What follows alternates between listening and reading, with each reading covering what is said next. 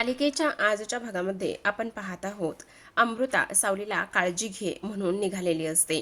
त्यानंतर सावली तिला म्हणत असते तुम्ही सुद्धा काळजी घ्या असं म्हणून ती निघून जाते. त्यानंतर आपण पाहतो इकडे आता व्यंकटेश म्हणत असतो मी काय म्हणतो सावली तुझ्या गोष्टी लक्षात येत आहेत का? हे बघ मला असं वाटतंय की ह्या नाटकाचं म्हणजे आता हे आपण लग्नाचं नाटक जे करतोय ना ते खरं पुढे जाऊन खरं वागायला किंवा खोटं वागायला आपल्याला भाग पडायला नको. आणि तुला आणखी एक गोष्ट सांगू का? आता अमृता बहिणीने ह्या सगळ्या गोष्टी विचारल्यात त्यावरून मला असं वाटतंय की कुणाला संशय येता कामा नये. आणि आणखी एक गोष्ट तुझ्या लक्षात येते का सावले, जर त्यांनी पुढे जाऊन मॅरेज सर्टिफिकेट वगैरे मागितलं तर मग काय करायचं? तेव्हा सावली म्हणत असते ते तर आहेच पण बघू काय होतंय ते.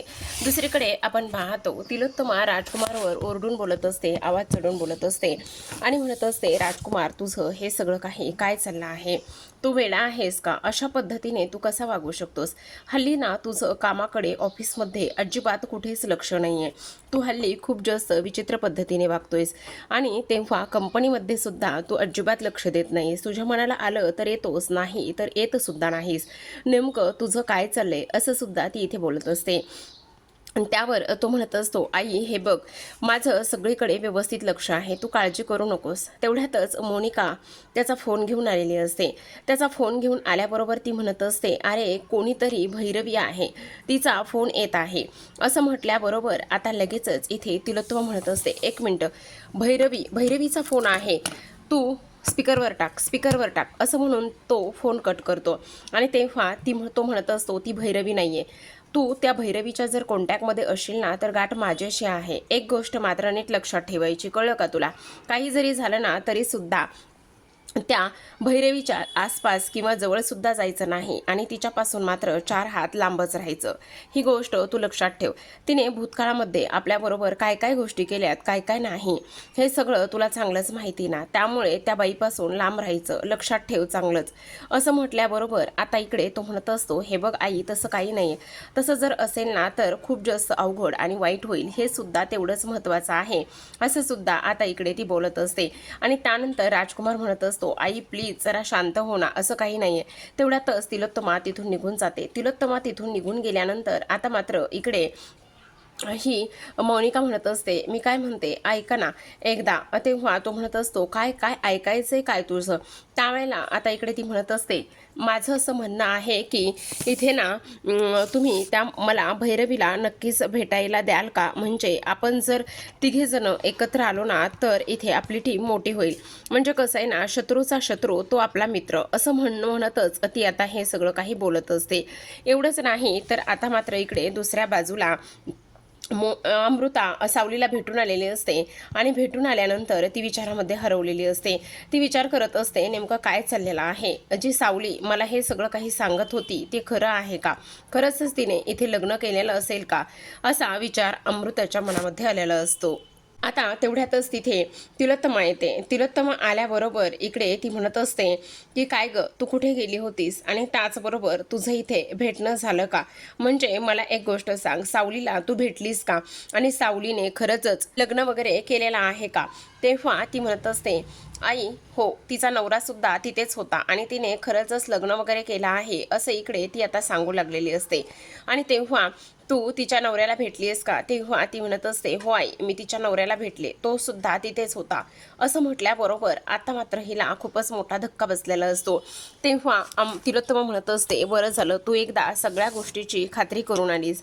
पण आई मला ना अजून सुद्धा संशय. कसला संशय? हे बघ संशय वगैरे काही घ्यायची गरज नाहीये, कारण तिने लग्न केलं असेल आणि लग्न करून जर ती तिच्या आयुष्यात पुढे गेली असेल तर ही गोष्ट मात्र आपल्यासाठी सगळ्यात बेस्ट आणि सगळ्यात चांगलीच आहे ना. आता मात्र आपण काही झालं तरी इथे सारंगला सांगायला तयार असो की सारंग तू त्या पोरीचा विचार करू नकोस म्हणून. असं म्हणून आता ती तिथून निघून जाते. तेव्हा अमृता मनामध्ये विचार करत असते पण मला अजूनही असं का वाटतं की हे दोघेही जण म्हणजे सावली आणि सारंग हे दोघेही जण एकत्रच आले पाहिजेत आणि त्यांनी एकत्रच यायला पाहिजे. ह्या सगळ्या गोष्टी मला अजून तरी तशाच वाटत आहेत असं सुद्धा आता इकडे ती बोलत असते. आता हे सगळं काही बोलल्यानंतर इकडे आपण पाहतो सावली संध्याकाळी बराच उशिरापर्यंत इथे कपड्यांना इस्त्री करत असते आणि बऱ्याच उशिरापर्यंत कपड्यांना इस्त्री करत असताना आता मात्र इथे व्यंकटेश आलेला असतो. जेव्हा व्यंकटेश येतो त्यावेळेला मात्र इकडे सावली म्हणत असते, काय झालं, सगळं काही ठीक आहे ना? तेव्हा इकडे आता ती म्हणत असते, हो सगळं काही ठीक आहे, पण पण काय म्हणजे तू एवढ्या उशिरापर्यंत जागी आहेस ना, म्हणून म्हटलं तुला पाणी वगैरे द्यायला यावं, एवढंच बस, याच्या पलीकडे काहीही नाही, असं सुद्धा आता इकडे ती बोलत असते. सावली, मला ना तुझ्याशी थोडंसं बोलायचं होतं. काय बोलायचं होतं असं विचारल्याबरोबर आता इकडे ती म्हणत असते, तो म्हणत असतो, त्याचं काय आहे ना, तुला एक गोष्ट सांगू का? हे बघ, आत्ता आपण ह्या सगळ्या गोष्टी कशा पद्धतीने करतोय तुला कळतंय का? म्हणजे आता आपल्याला हे खोटं नाटं हे सगळं काही करावं लागतंय, पण आता मला सांग, तू कशी गाण्याची रिहर्सल करतेस तुझं गाणं चांगलं व्हावं म्हणून, मग मला सुद्धा असं वाटतंय की आपण सुद्धा ह्या सगळ्या गोष्टीची एकदा रिहर्सल वगैरे केली पाहिजे का? जर आपण ह्या सगळ्या गोष्टीची रिहर्सल केली तर मग आपलं जे नातं आहे ना, ते नातं मात्र इथे खरं वाटायला लागेल, असं सुद्धा आता इकडे ते बोलत असतात. आता हे सगळं काही बोलल्यानंतर इथे सावली म्हणत असते, म्हणजे मला नाही कळलं, म्हणजे बघ ना, आता तुला असं वाटत नाही का, दिवसभर काम केल्यावर थकल्यावर इथे तुझी सुद्धा काळजी घेणारं कोणीतरी पाहिजे, आणि त्यानंतर थकून भागून आल्यानंतर तुला असं वाटत नाही का की तुझं सुद्धा इथे कोणीतरी हक्काचा माणूस पाहिजे, म्हणून मला फक्त असं वाटतं की तुझ्या हक्काचं कोणीतरी माणूस पाहिजे म्हणून, असं सुद्धा आता इकडे ती बोलत असते. आता हे सगळं काही बोलत असताना दुसऱ्या बाजूला आपण पाहतो सारंग म्हणत असतो, काल मग आपण इथे सिंहगडावर गेलो होतो, जेव्हा काल आपण सिंहगडावर गेलो होतो तेव्हा तुम्हा दोघांना सुद्धा कसं वाटलं? त्यावर लगेच आता इकडे ते म्हणत असतात, वा वा, खरंच खूप मजा आली, काय ते गरमागरम पिठलं भाकरी, ह्या सगळ्या गोष्टी पाहून खरंच इथे फार जास्त आनंद झाला, एवढी मजा आली म्हणून काही विचारू नको, असं सुद्धा आता इकडे ते बोलत असतात. आता हे सर्व काही बोलल्यानंतर आपण पाहतो इकडे ते दोघं म्हणत असतात, आत्ता आपल्याला आता कुठे जायचंय? तेव्हा तो म्हणत असतो, आता आपण आळंदीला जायचं का? आळंदीला आत्ता? म्हणजे आत्ता नाही असं, पण जाऊयात ना आळंदीला. तेव्हा आता इकडे अबीर आणि ओवी म्हणत असतात, हो चालेल ना, माऊलींचं दर्शन नक्कीच होईल, असं म्हणून आता इकडे ते आळंदीला जायला निघणार असतात. सोबतच प्रेक्षकांनो इकडे राजकुमार हा घराच्या बाहेर पडलेला असतो. राजकुमारला आज काही करून एक गोष्ट करायची असते, ते म्हणजेच की त्या खंड्याला शोधायचं असतं, त्याचं लोकेशन आणि त्या सगळ्या गोष्टी शोधायच्या असतात, म्हणूनच तो इकडे धावपळ करत असतो. तेव्हा त्याचं लोकेशन ट्रॅक होत असतं आणि तो मोबाईल असतो सारंगच्या गाडीमध्ये, आणि जसं जसं सारंग पुढे पुढे जाईल तसं तशा पद्धतीने इथे आता ते लोकेशन मूव्ह होत असतं आणि राजकुमार त्याच्या पाठी लागत असतो. आता राजकुमार म्हणत असतो, खंड्या खंड्या, एकदा का तू मला सापडलास ना, तर आता काही जरी झालं ना तरी सुद्धा एक गोष्ट मात्र लक्षात ठेवायची की इथे आता तुझं असं मानगुट दाबणार आहे, आणि मानगुट दाबूनच इकडे मी तुझ्याकडून सगळं काही सत्य वगैरे वधवून घेणार आहे, असं सुद्धा आता इकडे तो बोलत असतो. दुसऱ्या बाजूला आपण पाहतो की आता इकडे ओवी म्हणत असते, आपण काहीतरी गेम खेळूया का? सारंग म्हणत असतो, हो चालेल ना, कसल्या तरी गाण्याच्या वगैरे भेंड्या खेळायच्या का? असं म्हटल्याबरोबर आता इथे लगेचच ते नावाच्या भेंड्या वगैरे खेळायला सुरुवात करत असतात. नावाच्या भेंड्या खेळायला सुरुवात केल्यानंतर इथे मात्र नाव सांगायला सुरुवात केल्यानंतर आता इकडे सावली असं तो म्हणत असतो, कारण त्याच्यावर स आलेलं असतं. तेवढ्यातच सावली म्हटल्याबरोबर हे दोघेही जण पाहतात, आणि हे दोघेही जण पाहिल्याबरोबर इकडे लगेचच तो म्हणत असतो, सावलीचा फोन आलाय. मग आता सावलीचा फोन आलाय असं म्हटल्याबरोबर इथे सावली म्हणत असते, सारंग तुम्ही कुठंपर्यंत आला आहात? तेव्हा सारंग म्हणत असतो, हो आता आम्ही निघतोय का, काय झालेलं आहे? तेवढ्यातच ती म्हणत असते, काही नाही, इकडचं जे काही आहे ना ते सगळं काही सॉर्ट आऊट झालेलं आहे, तुम्ही येऊ शकता आणि तुम्ही आल्यानंतर सगळं काही व्यवस्थित होईल, असं सुद्धा आता इकडे तो बोलत असतो. आता मात्र इकडे तो म्हणत असतो, बरं ठीक आहे, फोन स्पीकरवर आहे, मी लवकरात लवकर येतो, असं सुद्धा सांगण्यात आलेलं असतं. दुसरीकडे आता आपण सारंग म्हणत असतो, आता आपल्याला ताबडतोब निघायचं आहे, घरी जायचंय, आणि शाळाला सुट्ट्या वगैरे ह्या जास्त दिवस नसणार आहे, त्यामुळे आपल्याला घरी जायचं आहे, असं सुद्धा तो इथे सांगत असतो. तेव्हा ह्या आता लोकांना टेन्शन आलेलं असतं की आपल्याला फिरायला भेटणार होतं पण फिरायला भेटत नाही.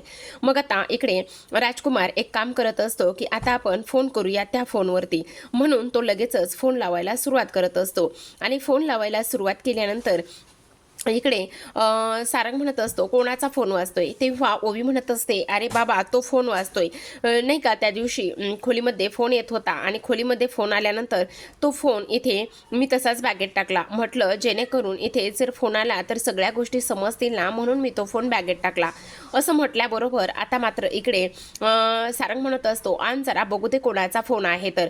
मग आता लगेचच इकडे तो फोन काढून ओवी देत असते. आता ओवीने देईपर्यंत तो फोन कट झालेला असतो आणि कट झाल्यानंतर लगेच स्विच ऑफ सुद्धा होतो.